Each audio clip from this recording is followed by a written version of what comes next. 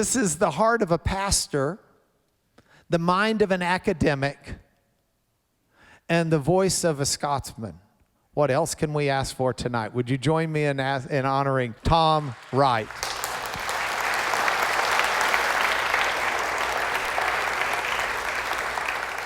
Thank you, Mark, and thank you all for being here. And if you were expecting a Scottish accent from what you just heard, I do have to disappoint you. I am an adopted Scot, but I still have my native English accent, and which reminds me, Mark mentioning accents, a wonderful story told by Professor John Bowker, who was professor in Cambridge many years ago. He did a lot of traveling, speaking around the world, and one time he looked in his diary and saw, he was very busy, he saw he had to give a lecture somewhere in America, some big conference. He wasn't sure what it was, but the title that he had to speak on was Speaking of God in Today's World, or something like that. So he said, oh, that's all right. So he got the ticket, he got on the plane, he scribbled out what he wanted to say, arrived at the last minute at the conference. He told me this himself, and was ushered onto the stage, and fairly soon was giving this lecture on speaking of God in today's world. And he finished triumphantly that if the doctrine of the Trinity didn't exist, we'd have to invent it, and sat down, and thunderous applause. And the man next to him on the platform said, very daring, very daring. And he said, well, why daring? I thought it was quite orthodox. He said, well, this is a Unitarian conference.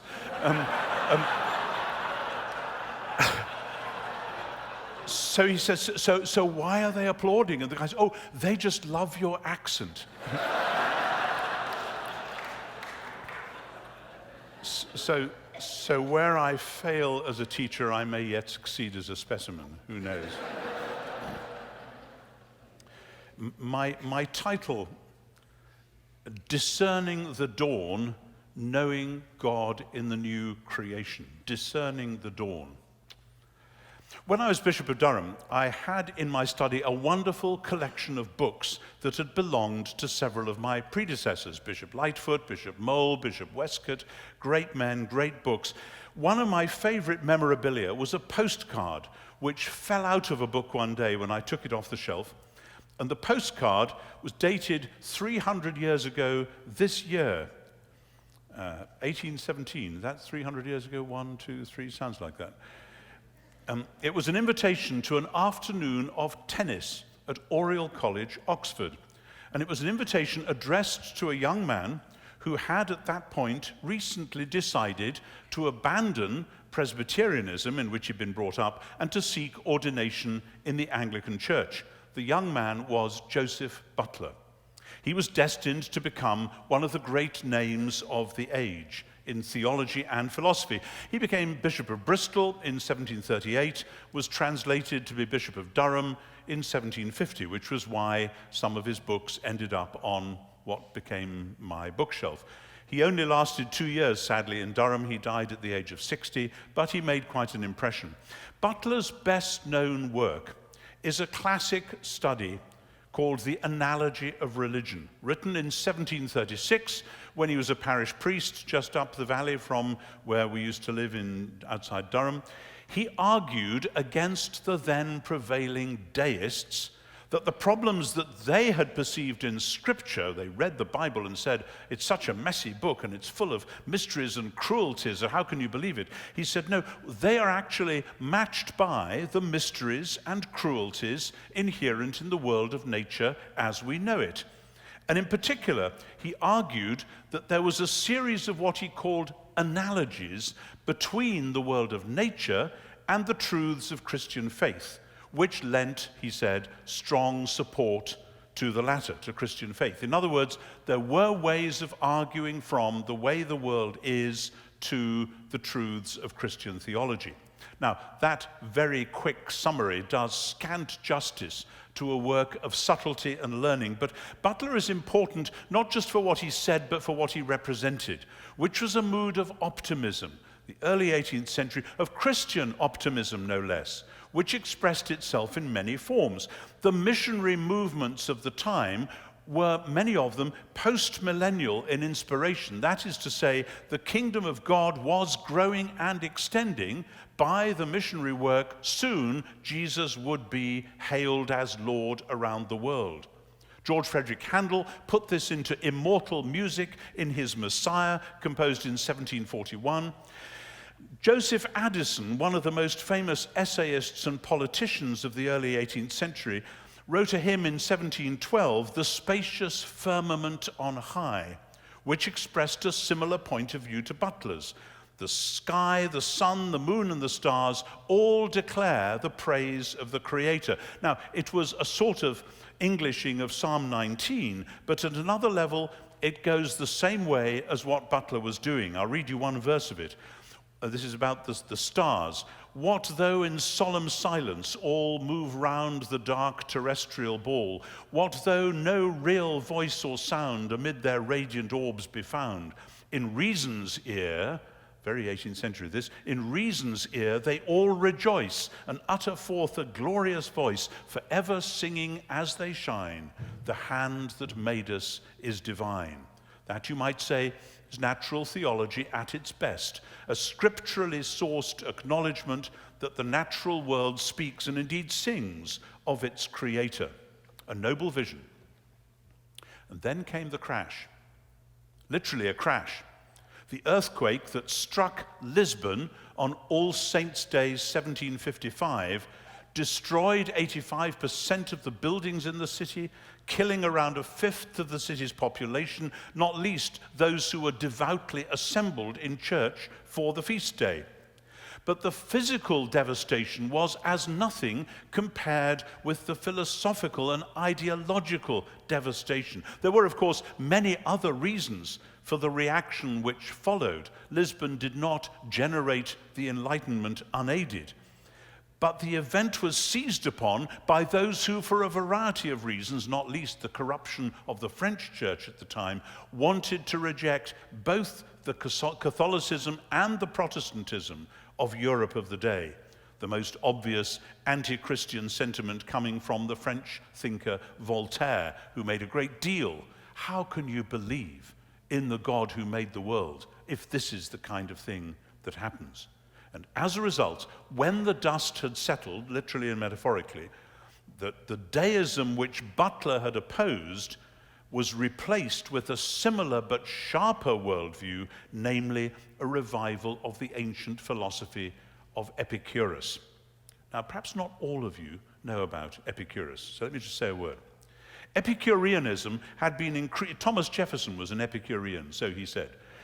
Epicureanism had been increasingly popular in Europe as an alternative to the official religion for some centuries, but now it came in with a bang. Forget those stars and planets singing praises to God. If there is a God, this is classic Epicurus stuff, he or she or it, probably it, is a long way away and takes no notice either of us or of the whirling stars. The world does what it does under its own steam. The world goes on its way and it changes and develops in random ways without outside interference. That's Epicureanism. And when we die, we die. So there is in both senses nothing to be afraid of. And suddenly the whole project of natural theology, the attempt to start with the world and argue up to God or a God and even to the truths of the Christian faith, looks a whole lot harder. Philosophers started to talk about the problem of evil in a new way. Not the problem of human sin, that was separated off into a different category, but rather the problem within various branches of deism, that if the present world is the handiwork of a good God, then, as Woody Allen said, he seems to be a bit of an underachiever. Of course, Woody Allen wasn't around then, but I'm anachronistic. Within the resultant world of Europe in the late 18th century, three things happened. Well, about 3 million things happened, but I'm going to choose three, which may appear unconnected, but which, from this point of view, belong closely together. First, there was the French Revolution. Crown and church colluding in corruption, oppressed the poor and persecuted the perceived heretics, and pulled down the roof and the guillotine blade onto themselves.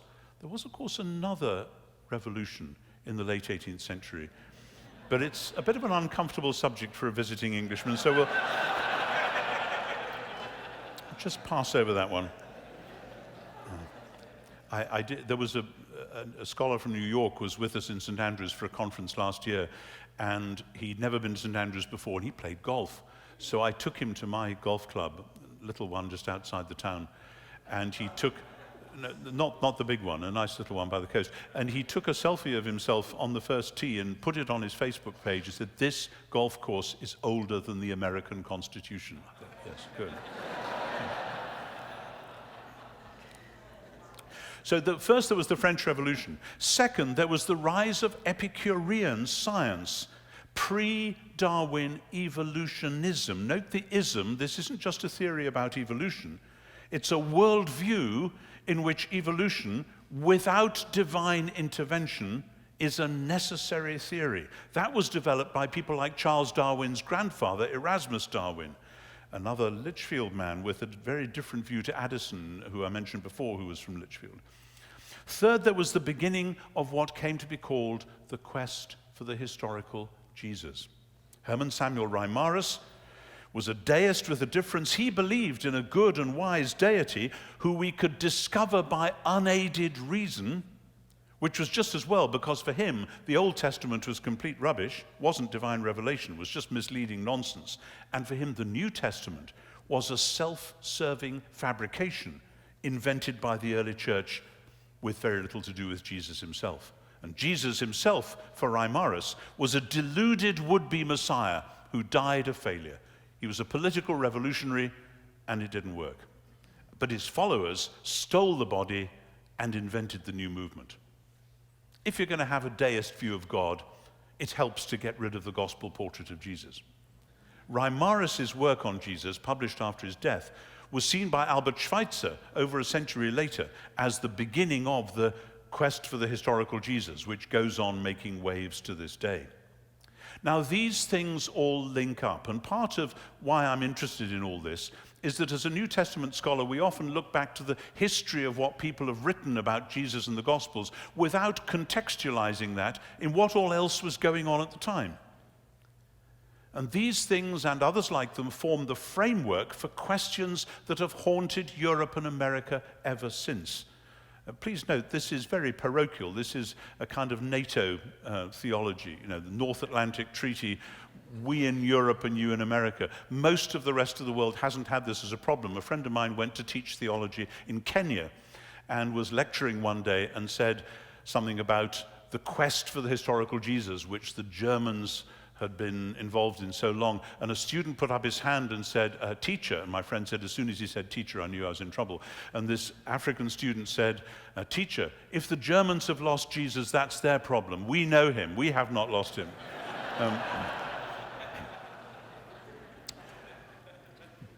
But the question has been raised, and it deserves an answer. Who was Jesus, and how can we find out, granted that the sources we have were written up by later interested parties? And simultaneously, what do the natural sciences tell us, if anything, about the truth or falsity of religion in general and Christianity in particular?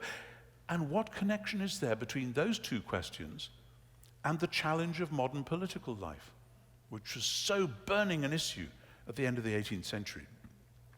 These three belong closely together. In each case, we have an iconoclastic movement rejecting the divine right of kings, the revolutionaries, the divine inspiration of Scripture, the quest for the historical Jesus, and divine causation or intervention in the natural world, the modern Epicurean science.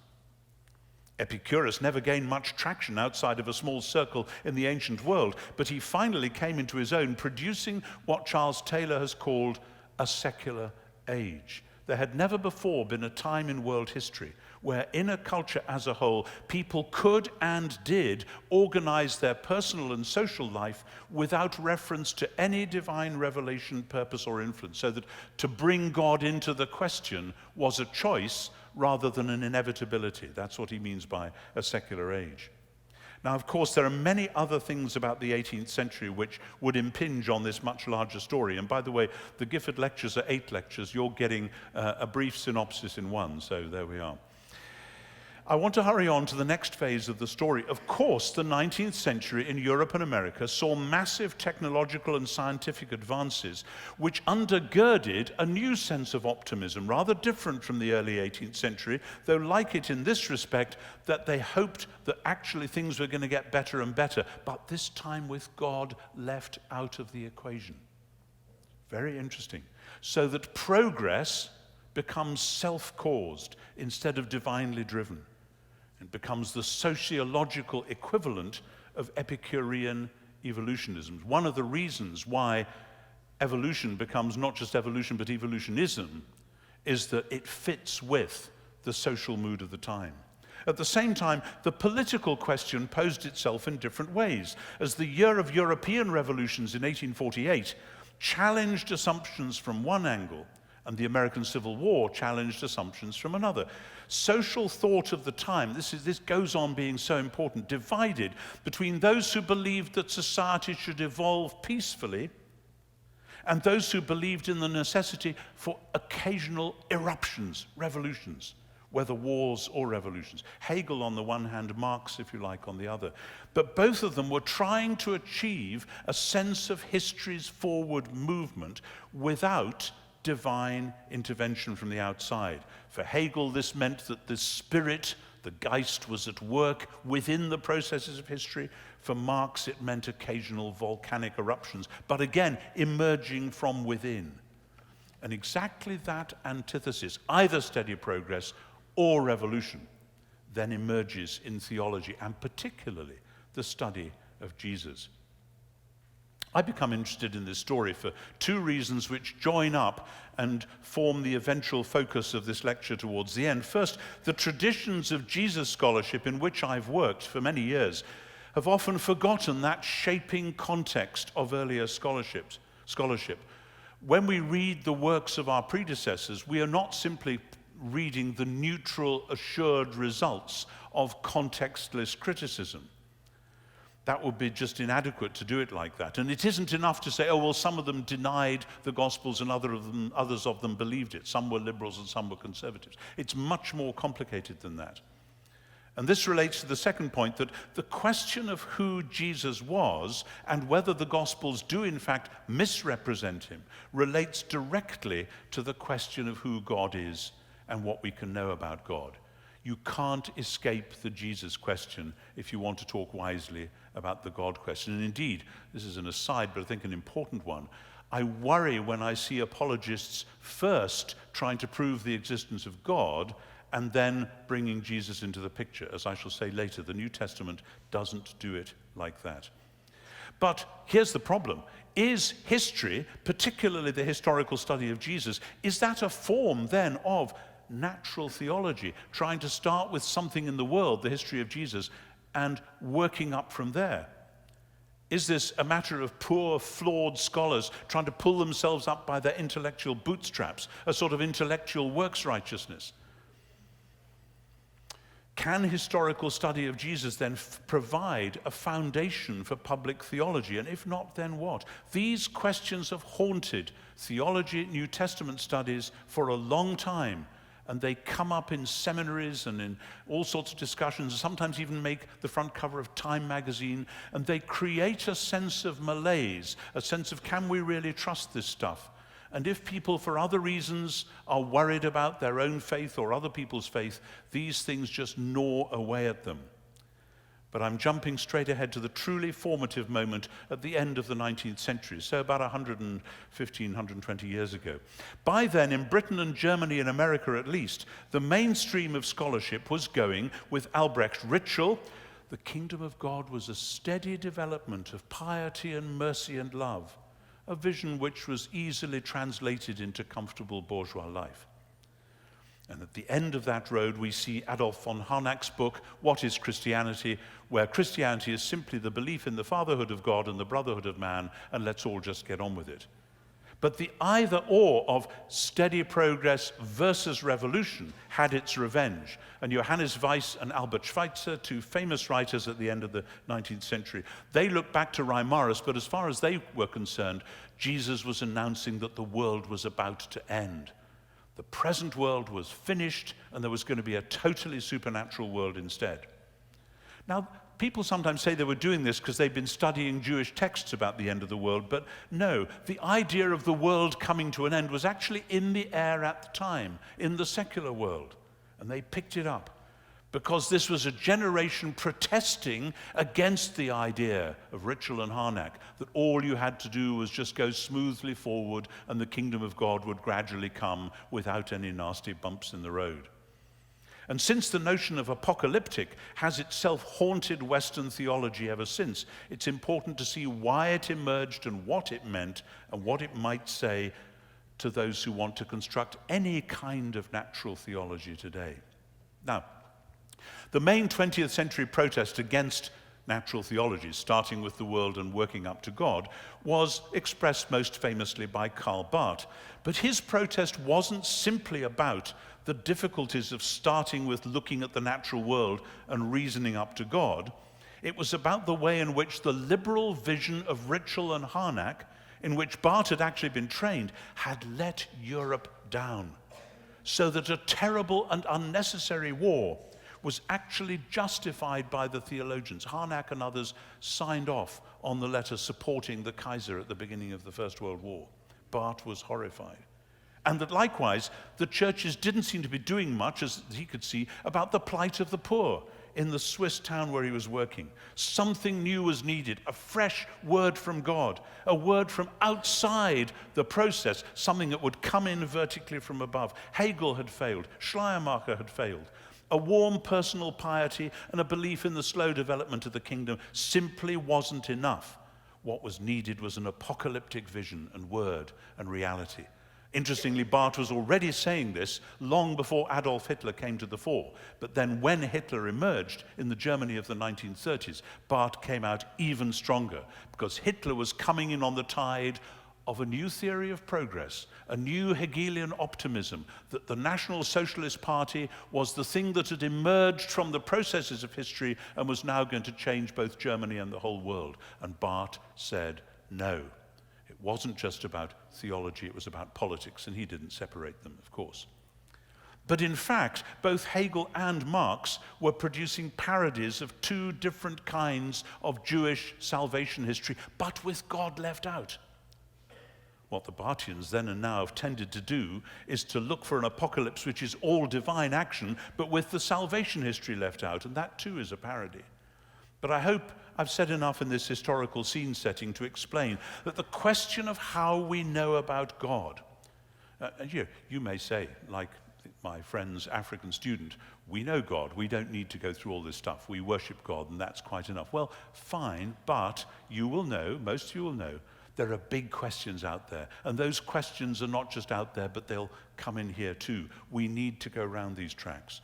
The question of how we know about God and how we know about Jesus has been posed in the modern Western world, not in a neutral space sealed off from science, politics, etc., but in the turbulent and ambiguous world of social and political and scientific exploration and aspiration.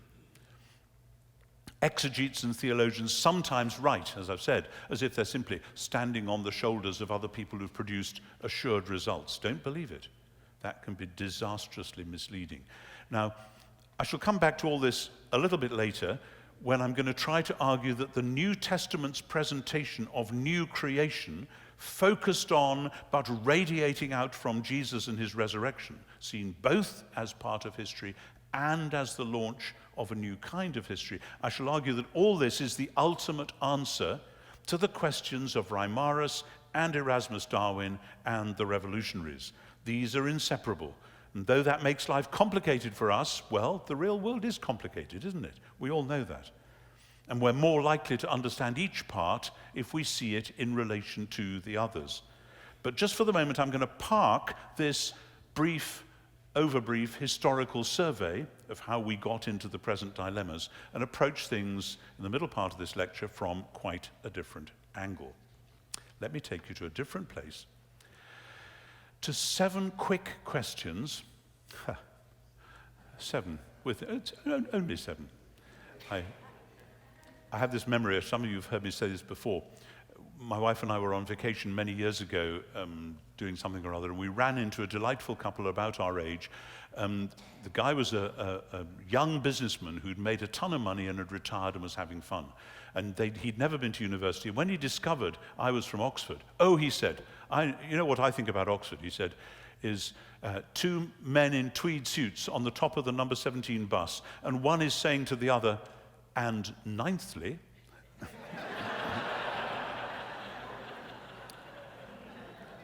so you're only getting 7 tonight, you're getting off lightly. 7 questions which I submit arise in all human societies and cultures, and all pose a strikingly similar problem. The first 4 of these I sketched in the first 4 chapters of my book, Simply Christian. So if you know that book, you'll track with these 4, though I'm going to do it extremely briefly, and then I'm adding 3 more at the end. These are puzzling questions, and I'm not suggesting that if we start with these puzzling questions, we can reason up to God. I am suggesting that these are questions that all human beings face and all societies face in one way or another, which remain a puzzle, but that when we tell the Christian story and hold it in our minds as a hypothesis, a maybe, a supposing it was like this, then we look back at these questions and we see that actually they make a lot of sense. They were the right questions to ask. Anyway, let's get to the first one, which concerns justice. The argument goes like this. We all know that justice matters, but at a personal and societal level, we find justice harder than we might think.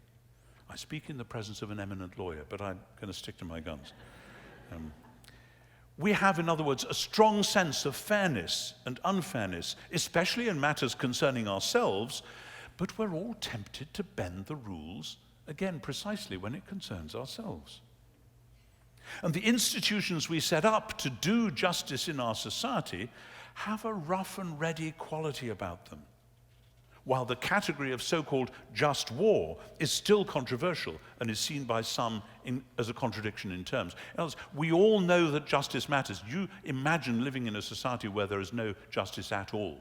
It's horrendous, it's very scary. But doing justice on a large or small scale is harder than you might imagine. That's the first one. Second one concerns spirituality. After the years of arid secularism, our society in general once again knows that spirituality matters. But that same society, perhaps more in Europe than America right now, but it's increasingly true here as well, I observe, that same society doesn't expect to find spirituality in the church. Isn't that ironic?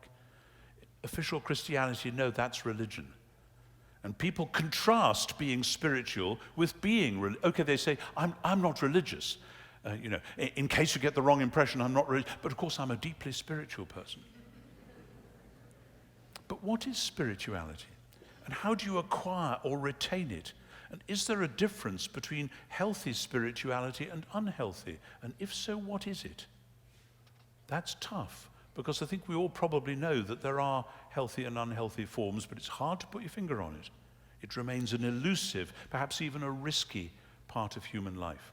And the same is true of the third question, which is relationships. There is a tiny minority of humans who manage to live with little or no need for relationships. But for most of us, that's unthinkable. We'd go mad without human contact. We would rather be poor and loved than rich and unloved. And if we disagreed with that proposition, most people would regard us with pity. But relationships at the personal and societal and international levels are really hard, even though we all know they matter and we want them to work. A few of us are blessed with unproblematic and supportive families, spouses, and neighborhoods. Most of us have to work hard at some of these some of the time. Some of us have to work hard at most of these most of the time. And on the international stage, in our global village, we know that world peace and prosperity are better than war and devastation, but though we can make expensive weapons to make war, we haven't invented even cheap ones that'll make peace. Now that's a cheap shot, but you hear what I'm saying. We know that relationships matter vitally, but they remain a serious problem at every level. Fourth set of questions concerns beauty. We know that beauty in nature, in art or music, in the human face or form, is a central and vital part of life. But what is beauty, and why does it matter? And is beauty in the last analysis just a cruel joke? The wonderful sunset has everyone taking photographs or painting it, but a few minutes later, the world is dark. The moment has passed. Is the beauty of life like that? Do we have Mozart and Rembrandt just for a moment to tease us into thinking that life is full of meaning and beauty and passion, but in fact they'll be snatched away when we pass out of this life into oblivion? The smiling face of the child brings joy into our lives, but in another 20 or 30 years, many such faces will be lined with anger and bitterness, and they too will pass into darkness. So is what we call beauty merely the accidental byproduct of our evolutionary history, a vestigial memory of hunting prospects or mating opportunities? Would we still find it beautiful if we knew that to be true? These questions haunt us, and they're not easy to answer. So those are the first four, which I mentioned in Simply Christian. Three quick ones more: freedom, truth, and power. Notice, if you want to follow these up biblically, these are pretty much what Jesus is talking about when he's arguing with Pontius Pilate in John chapters 18 and 19. We all want freedom, even if we're not sure what it is or what to do with it.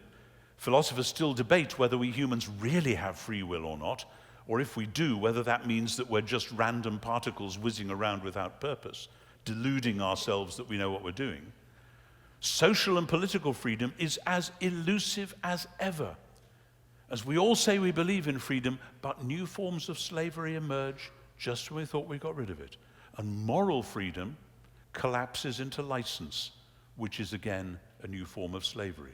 So we all believe in freedom. Politicians always promise it to us, but it slips through our fingers. And the same goes with truth. My good friend Brian Walsh and another friend Richard Middleton wrote a book 15, 20 years ago called Truth is Stranger Than It Used to Be. Good moment, good word for our times. Because we face the dilemma, postmodern dilemma, that what seems true for me may not be true for you. But at the same moment, our society is eager, our surveillance society is eager for more truth in terms of video records of everything that happens, and more forms to be filled out and kept in a filing cabinet just in case the lawyers want to sue us down the line or something. So we are demanding more truth just when it's becoming harder to get at. And we all live at a simple level with a correspondence theory of truth, but it's difficult, it doesn't always work, and the other theories, coherence and pragmatism, may have their uses, but they easily collapse into subjectivism. Is there such a thing as truth? We all use the idea, but is that just an illusion? And finally, power. Lord Acton said, power tends to corrupt, and absolute power corrupts absolutely. And some have therefore suggested that power is straightforwardly bad, so we should just have political anarchy. But as a matter of history, anarchy is the most unstable of all political situations and always results in new and worse forms of oppression and power coming in instead. Generations of politicians have gone into public life in the hope that they'll get some power to make a difference in the world, but this always proves more elusive than they thought. I think you've had an example of that in your country just the last couple of days. We've had plenty in mine. And in any case, it easily collapses into self-serving, even if it didn't start there in the first place. Power seems necessary within human societies, but there is no agreement in sight as to what it consists of or how to regulate it and use it wisely. Now, as you'll observe, all these puzzles have the same shape. We all know that they matter. We all find them problematic at various levels. We all find the problems harder to fix than we might have supposed. We probably don't actually think about them most of the time, but you recognize what I'm talking about. And as I've said, you can't argue from the fact that we have these problems all the way up to, there must be a God with a purpose to fix it all. That might be true, but it could equally be the case that we humans are just genetically programmed to malfunction in certain ways. It's perfectly possible. The evidence, in other words, is underdetermined. But if we put that composite picture on hold, where we can see it and look around it, there are other ways of coming towards a better explanation. Virtually all the great philosophies and religions assume that the way things are, including particularly the way things are with humans and their societies, is not the way it's meant to be, perhaps not the way it's going to be. They have radically different analyses, ranging from types of Buddhism to types of Islam, from the Stoics to the Epicureans. But unless we go with the early 18th century philosopher Leibniz and say that this world is in fact the best of all possible worlds, despite appearances, there is a near universal recognition of out-of-jointness. In other words, it isn't just a Christian perception. C.S. Lewis once said that you could deduce a great deal of theology from two odd facts. One, that we find dead bodies uncanny, and two, that we find nakedness unnatural. We seem to know that we are meant not only for life, but for a life which is like our present one, only more so. Some have speculated that that's why we wear clothes, even in countries like yours where it gets so hot that we could probably do without them. We wear clothes because we are saying from deep within, and I think this goes back to Genesis 3, we are meant to be more than this. There is a real you, a real me, which is more than we, like this, but more so. 2 Corinthians 5 says exactly that, but that's later down. But humans are basically storytelling creatures, making sense of ourselves and our world by telling stories with a plot, with a beginning, a middle, and end, addressing problems and working out some kind of resolution. And the obvious case, which I've argued elsewhere, is that when we tell the Christian story, and when we tell it right, the way the Bible tells it, not the way we've often told it in the modern Western world and church, then we discover a narrative framework within which those 7 puzzles are comprehensible and achieve a resolution. And here we come at last to the phrase I used as the title of this lecture, Discerning the Dawn. When we glimpse the new creation launched in and through Jesus, as set out in the gospel accounts, then we realize that this new creation is indeed the promised world of justice, of heaven and earth coming together and making sense of what we call spirituality, of a love which transcends but makes sense of our puzzling relationships, of a majestic yet tender beauty to which all our present experiences of beauty turn out to have been signposts, of a true freedom where at last we are free to do right and to do it naturally and gladly, a truth which is the reality of new creation and which is spoken and sung into being by minds and mouths renewed by the Spirit. And finally, a power which, as in Paul, is made perfect in weakness, and as in Jesus himself, is fully exercised in his giving up of himself to death. And the point is this: you can't argue up from these puzzles to the conclusion that there must be a God, there must be a Jesus, there must be a Spirit or a new creation. But when we find the story of Jesus and of the new world that comes to birth through him, this story wasn't written by philosophers to answer these questions. It was written for quite different reasons. Then we may well conclude, at least, that those were the right questions to have been asking. In other words, the questions which arise from within all human societies and all reflective human hearts are, as it were, retrospectively validated. Yes, says the message of new creation, it isn't surprising that you ran into problems at that point. And now they are to be resolved. In one sense, resolved at a stroke, when Jesus dies and rises again. In another sense, resolved ultimately when heaven and earth finally come together at last. But resolved partially, but nonetheless truly, in our present, fitful, Spirit-led experiences, as we share already in the new creation reality launched at Easter and energized by the Spirit. And this is why, it seems to me, the early church did such a great job of spreading the gospel even when they were being persecuted. People still wanted to join.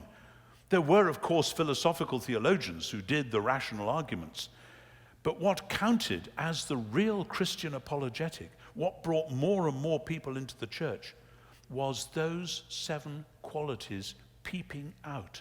This was a community.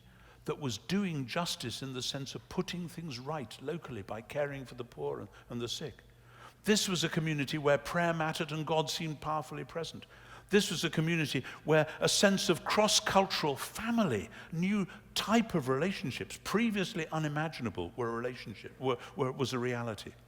This was a community where new art and music sprang up, not least in liturgy, where a sense of freedom flourished even for slaves, where the truth of the new world included but transcended the old, and where the power of love challenged and overcame the love of power. No wonder people wanted to join in, whether or not they could understand what the theologians were saying. Hallelujah. And no wonder, too, that in later years, even when the theology was doing just fine, if and when the church started to do power in the old creation way, or to twist truth to its own ends, or to stifle the newfound freedom, or to embrace ugliness, or fracture relationships, or put up a ritual barrier between people and God, or in particular colluded with injustice, then these became, as they were for many in the 18th century and at other times, a far greater anti-apologetic than all the skeptical philosophers could muster. All you have to see is a Christian or a church behaving badly, and you don't have to read Voltaire to make you think, not for me, thanks. Indeed, one could suggest it was because the churches of Europe had failed in some or all of these 7 ways that the skeptics, the deists, the Voltaires, the Rousseaus, etc., were able to get such a foothold. And when, in the 19th century, the Western churches colluded with the Enlightenment, we all did this, England, America, everywhere, and agreed that, okay, we'll get people to heaven and we'll teach them how to pray on the way, but we won't interfere with the world. A derogation of Christian duty. Then they were translating all those values into another super spiritual language which often didn't mesh with people's real lives. That, I think, was the real reason for the radical decline of Christian faith through the 19th century, though tracking that sort of thing is always harder than it seems. But this, as you'll see, brings me back to my first theme again, the question of Jesus, how we speak the truth about Jesus in a world where history itself has become problematic. The skeptic will still say that by telling the Christian story and proposing that it resolves the 7 problems I outlined, all I'm doing is a bit of sleight of hand to make it look as though Jesus has all the answers, when in fact it's Jesus himself who poses all the questions. Did he even exist? Some people write books today to say he didn't. How do we know? Can we study him historically? And if so, should we even do so? Is it appropriate? Can we ever find Jesus to be a fixed point from which we can then argue our way up to the true God? Or what? Jesus himself turns out to be, as it were, the sharpest example of the problem of natural theology. Here he is, a human being at a particular point in history, a phenomenon just as striking as the sun and the moon and the stars that Bishop Butler and Joseph Addison wrote about. Some of us would say even more so. Can he provide the firm base we seek from which to construct a worldview which will prove compelling to our cultured despisers? So to the final section of what I'm going to say, history and new creation. The challenge of studying Jesus, which I suggest is difficult for our times because it lies at the very heart not only of our religious questions, but actually also of our scientific and our political questions, as it did at the end of the 18th century. The challenge is that the documents we have invite us to a task which straddles creation and new creation.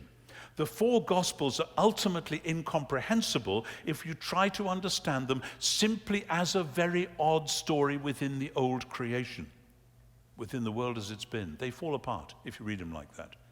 No, the Gospels are simultaneously telling a story which really does belong in the first century Middle Eastern world, a world of politics and poverty and religion and revolution. They make sense there, but they are constantly teasing their readers to see that there is something else going on at the same time and in and through those events.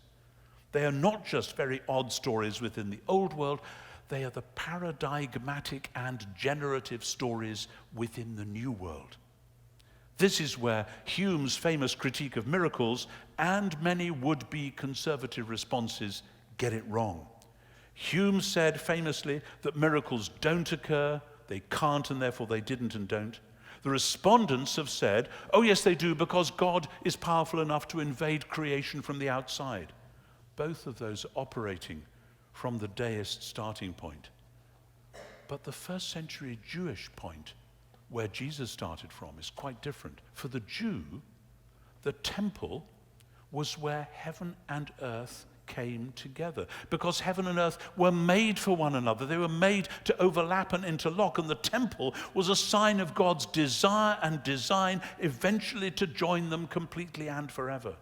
And Jesus, as all the records suggest, saw himself as and acted as if he were a one-man temple replacement.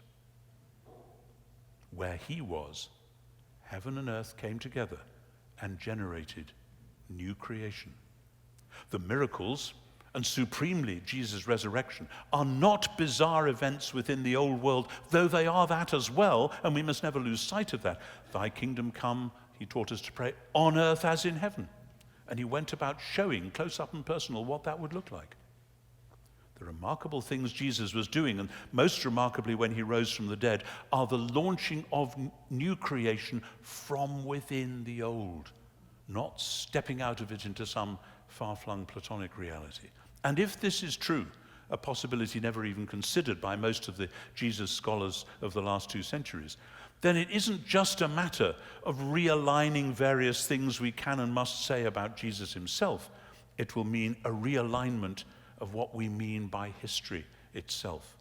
There is no such thing as a neutral discipline called history, into which we can plug events from the past, evidence from the past, to produce neutral facts. History is an art as well as a science. It is self-involving, as indeed science as well as art are. Which is why the so-called quest for the historical Jesus oscillated in the 19th century between the rationalists like Strauss, who cut Jesus down to size, and the romantics like Renan, who made him a dreamy mystic.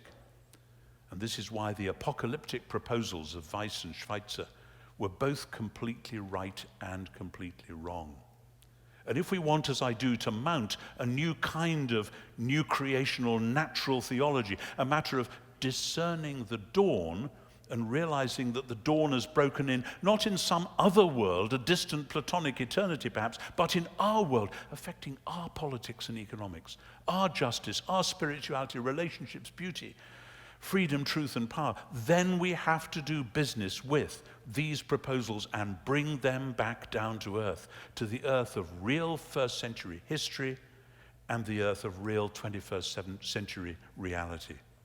The proposal the Gospels make, that with Jesus a new dawn broke over the world, with his public career as the early twilight, his death as the moment when the darkness was defeated, and his resurrection, the new sun shining in full strength, could not be evaluated within the categories, including the theological categories of Western modernity, whether conservative or radical. We have to allow the first century Jewish history to teach us how to think differently. After all, the central theological proposal of the New Testament is that we don't know exactly who God is, but that Jesus reveals him. John 1:18, Colossians 1, Hebrews 1. So much Western thought, including Western Christian thought, has tried to do it the other way around. As I said before, to start with God, let's make sure we can believe in God, and then fit Jesus into that picture.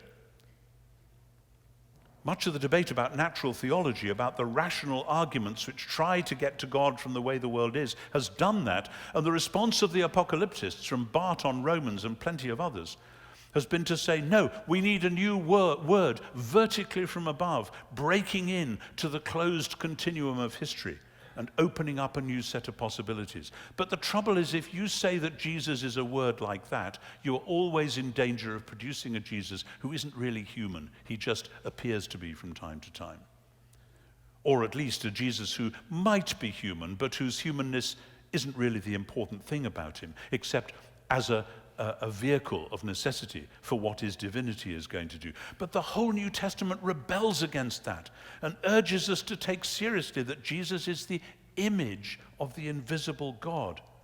In other words, the genuine image-bearing human, the true royal priest. And if he's truly human, then the way we access that humanity must include history. So the desire to do the history for all it's worth and find out more about who Jesus truly was is not simply, as some people say, a liberal Protestant fad.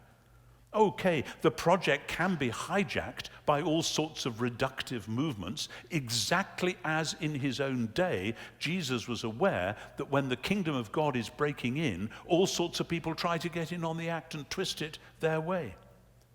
And perhaps there are then equivalents within this dangerous historical study of the sufferings through which Jesus had to pass to his enthronement. But here's the point. I believe we can redeem the various Jesus quests from the traps and slaveries into which they have fallen. And in particular, we have to redeem the idea of apocalyptic. At a popular level, it just means, big budget movies with crashes and bangs and explosions all over the place. But it's a serious idea. Apocalyptic means revelation. It means something new happening which reveals something about who God is and what he's up to. But we can and must redeem apocalyptic from the idea that Jesus and his followers expected the end of the world. The Jewish language of the coming kingdom of God was never about the end of the space-time world. It was about one-off events through which the new creation would break in upon the old, radically transforming it. If it's a choice between apocalyptic and a steady, gradual process, we must choose apocalyptic. The kingdom of God comes in power, but it doesn't mean cosmic catastrophe. That is a projection of late 19th century revolutionary dreams, a reflection of Friedrich Nietzsche's face at the bottom of George Tyrrell's deep well. A few footnotes in there, never mind. First century apocalyptic is about the living God doing something surprising and shocking. Nevertheless, it's the thing he always said he would do. Dealing with the powers of the wicked world and launching his new creation from within and for the benefit of the old one. That's why the science and the politics has to be part of the picture. The history of Jesus is therefore a matter of discerning the dawn, and of discerning with that the multiple ways in which justice and spirituality and the rest are fulfilled in a new and satisfying way, to which Jesus' followers are therefore called to devote themselves in the power of the Spirit. If the Western Church in the modern period made it difficult or impossible for serious thinkers to suppose that this could be what Jesus had come to do, to produce, that is our problem. But things don't have to be that way. And in all this, I'm nearly done. One in particular of the 7 qualities comes to the fore. In John's gospel, Jesus speaks about truth, about leading his followers into all truth. Part of the point of truth in John seems to be this. Humans are called, we are all called, in Genesis 2, to speak words which bring God's order into the world. That's naming the animals in Genesis 2. It's part of the human vocation to speak words which bring God's order into the world. But this isn't just a matter of correspondence, telling it like it is, or even of coherence or pragmatics, any of which can be manipulated. Truth isn't just about the way the world is at present. Truth in John's gospel is a matter of humans who are grasped by the gospel story and energized by the Spirit, speaking words which bring God's new creation to birth. Some of those words will be words of careful, patient, historical reconstruction, tracking exactly how the early Christian movement began and why it took the shape it did, and arguing for the resurrection of Jesus as both a shocking event within the old world and the founding event of the new. Some of those words will be words of fresh scientific investigation, delighting in God's good creation, grieving over its problems and sicknesses, and seeking ways both to celebrate and to heal the world in the present time. And some of those words will be words of political judgment, naming and shaming the wickedness of the public world and articulating a vision of justice and peace and human flourishing, which, as John 16 has Jesus say, will call the rulers of the world to account. These truth-telling words in all these areas and many more will thus address in new and historically grounded ways the three worlds which all took a new turn towards the end of the 18th century. And with that there is a chance, I think, not of a chastened natural theology going back to Joseph Butler as though nothing much had happened, but rather for a larger scale and many-sided presentation of the gospel to the next generation, focused on Jesus in fresh ways and constantly going back to him to see what the gospel might really mean for science and politics, as well as for our own personal and communal lives. Somebody asked me the other day in an interview, did I believe that Jesus was the way, the truth, and the life? The answer, of course, was yes. But if we say that yes, or are perceived to be saying that yes, only within the old world, it will come across as an arrogant claim to cultural or social superiority or power. The answer, yes, makes the sense it's supposed to make, the healing, liberating sense, within the new world, the dawning new creation, which Jesus himself enables us to discern, the Jesus we study in history, invoke in prayer, encounter in sacrament, and the faces of the poor. There are new tasks waiting for us as historians, but also ourselves as part of that new dawn, whatever our vocations may be, learning how to be the royal priesthood, discerning and celebrating the dawn, and by our service working for the full day in a world where the best apologetic is the Jesus-shaped apologetic of love. Thank you very much.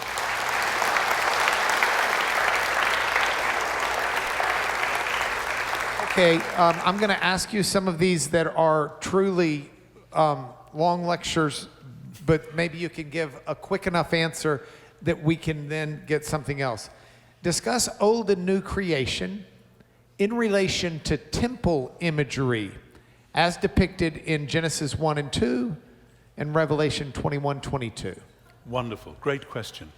Somebody said to me just the other day, if there's one thing that you wish you'd known when you started your graduate work, what would it be? And I didn't hesitate. I said temple theology. So we were none of us doing that in the 60s and 70s. But since then, the biblical scholars, the Old Testament scholars, the ancient Near Eastern scholars and others have alerted us, the Judaica scholars have alerted us to the fact that when God made creation at the beginning as a heaven and earth reality, that was a temple. And with that temple, you have an image as a temple should do, and the image is the human being. And the image tells the rest of the world who the God is and brings the praises of the rest of the world to the Creator. Cut all the way to Revelation 21 and 22, where the holy city is described in terms which mean it's basically like a holy of holies within a temple. And Greg Beale argued in his book, The Temple and the Church's Mission, 10 or 15 years ago, I think he's absolutely right, that the tabernacle in the wilderness and the temple in Jerusalem were seen as microcosmos, that is to say, a small working model of God's eventual desire and design to flood the whole world with his glory as he was filling the tabernacle and the temple with his glory. That is a stunning way to do biblical theology, and I wish I'd heard it 50 years ago. Okay. We've obviously got an Old Testament scholar sitting in the back. Great. Good. Speaking of which, as you greet people tonight, and I do hope you not just greet the people you know, but greet people you don't know. Enjoy the fellowship of the evening. You'll find interspersed here a ton of scholars from all over the world, including Michael Lloyd, who is the head of Wycliffe Hall, which is one of the colleges of Oxford University, who was over here for the panel discussion yesterday and may be coming to speak on evil next year, and a number of other scholars that you'll recognize and see. So don't hesitate to meet people. Next question. What is the best Christian response to the Nietzschean critique that power is good and therefore Christianity is bad? Please don't just say Jesus, Smiley face. Yeah. Yeah, I mean, obviously Nietzsche thought that Christianity was for wimps and that it was all about a kind of a wet, didn't he say that Christianity was Platonism for the masses, just a sort of wet version of an ancient philosophy, and that it was all about suffering and morbidity and so on. And the real answer is in Paul, in 2 Corinthians, chapters 12 and 13, where he talks about true power being made perfect in weakness. And Paul wrestles with the concept of power in a much more interesting way than I think Nietzsche ever seems to have known or come to terms with. And actually, in terms of real power over the last 2 centuries, I know that we all live with the critique of the church because of all the stupid things that the church has done, but actually look at what the church has done in the fields of education and medicine and care for the poor, etc. And if you want to see the power of really changing communities, it's been the church again and again. We have a wonderful example. We got an atheist journalist who writes for the London Times, a guy called Matthew Paris, who's a very honest atheist. And he grew up in Africa. He's English, but grew up in Africa. And he went back to Africa a few years ago and toured around. And he said, even though I'm an atheist, I have to say that where Christianity has taken hold, there you find communities that are flourishing and doing well. And where it's been rejected, then things in the post-colonial world have not gone so. And I'm summarizing, but it was a very striking and honest article. And I mean, that is the real power. And it's the power that comes through transformative communities without any of the trappings of political power, etc. So that would be my answer. Okay, next question. What is your favorite child, meaning book? Oh, okay.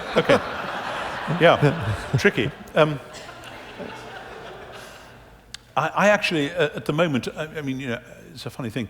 At the moment, really still am glad I wrote, the book came out 2 years ago called Paul and His Recent Interpreters, because I wrote a big book on Paul 4 years ago, around the time I was here before, but the survey of what lots of people in the Western world have said about Paul over the last 100 and more years, I found exciting to do, and I've had students say, oh, now at last I see what was going on. That's the kind of reaction you want when you write a book, have people's having an aha moment about that. But so that was really fun. I enjoyed doing it.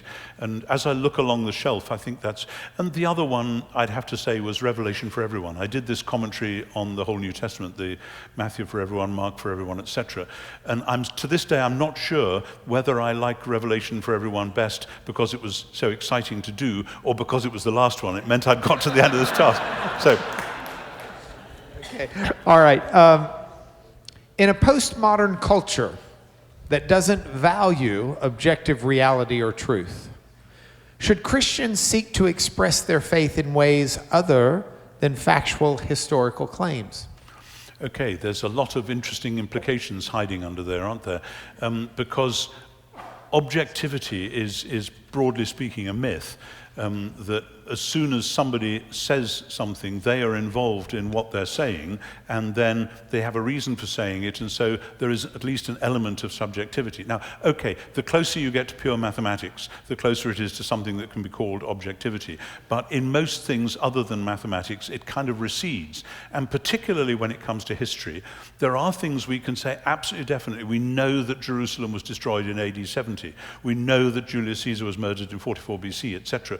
But then as soon as you start to get behind that, why did this, the why of history is so interesting. We're not dealing with facts in the 2 + 2 = 4 category. We're dealing with an engagement. Historians engage with the realities of the sources and come up with, as I say, it's an art as well as a science, with theories, hypotheses, just like actually scientists do. It's probably like this is how the data gets in. So what was the question? I've gone off on a So the question is, if we live in a postmodern generation where people don't really ascribe to objective truth, should we approach people with more than just facts of claims? The danger with saying, well, it's a postmodern world, so do we or don't we do a modernist apologetic? We should never do a modernist apologetic anyway. That is trying to browbeat people by saying, here are the facts, and if you don't believe after this, then you're either stupid or diabolical or something. There are some apologists who are perceived to say that, even though they wouldn't put it in that sort of terms.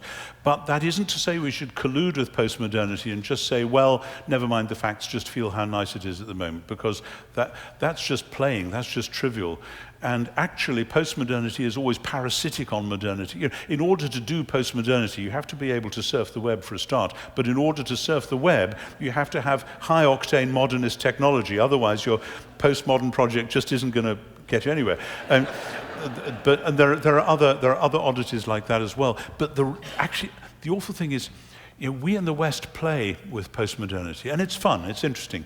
But there are plenty of parts of the world, and we can all name them, where there are literally lines drawn in the sand and you get shot if you cross them. And those are facts, if you like. They're real facts, and they shape and destroy people's lives. And if the postmodernist can't really cope easily with that. So we have to move beyond that sterile modern versus postmodern dialogue. Sorry, this is very good. Another hour-long lecture there. Yeah. Shifting gears for a moment, what are some of your most valuable contemplative practices? My most valuable contemplative practices? Wow. Listening to Sibelius symphonies would be one. Say that again, I missed it. Listening to symphonies by the Finnish composer Jean Sibelius would be one. Okay. Especially the seventh. Refreshes the parts other symphonies cannot reach. The silence is a wonderful thing, which as a scholar you don't often get. There's voices going on all the time. And I'm not very good at silence, but when I manage it, it's wonderful. Poetry. But poetry kind of spins off. I read T.S. Eliot, I read Manley Hopkins, I've done that for years, but I'll kind of take something and then hold on to it and see where we go with that. I'm assuming, of course, you don't want me to talk about Bible reading habits. That's kind of basic. That's like breathing. It's something you do. And I've never tried stopping, so I don't know what would happen if I did. So, if you've come to class tomorrow morning, you'll hear more of this stuff.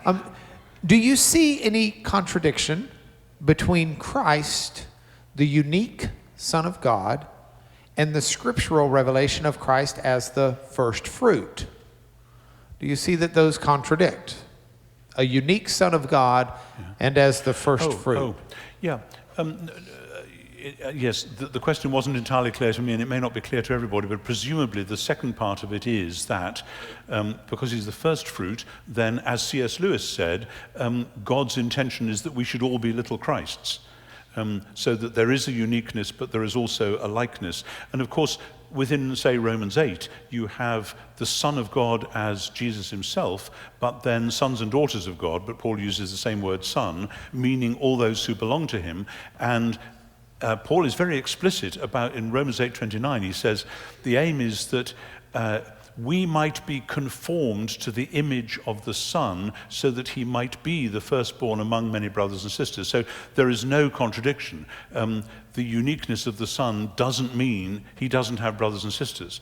He is who he is, and this could be a whole lecture on Christology, but part of who he is the representative human being in whom we find a genuine humanness. I could go on, but those are the passages. Romans 8 and Galatians 4 would start you off on that one. Okay, just the last couple of questions, and okay, this is a huge one, but if you can do this, no, there's no way you get this one done. Yeah, try. Go on. Go. Okay. I'll just answer yes or no.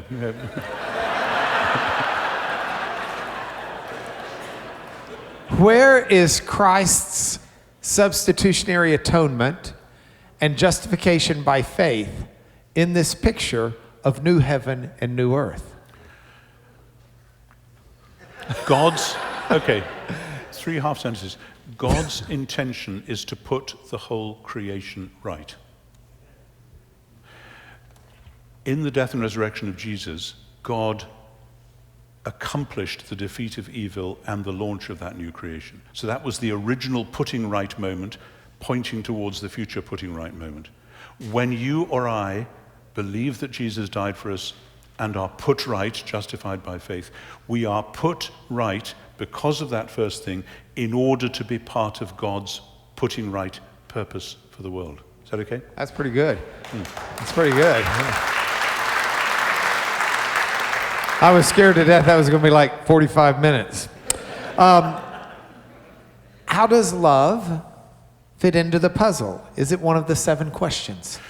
Yeah, in a sense, love belongs with all of those questions because justice is love in action, in a way.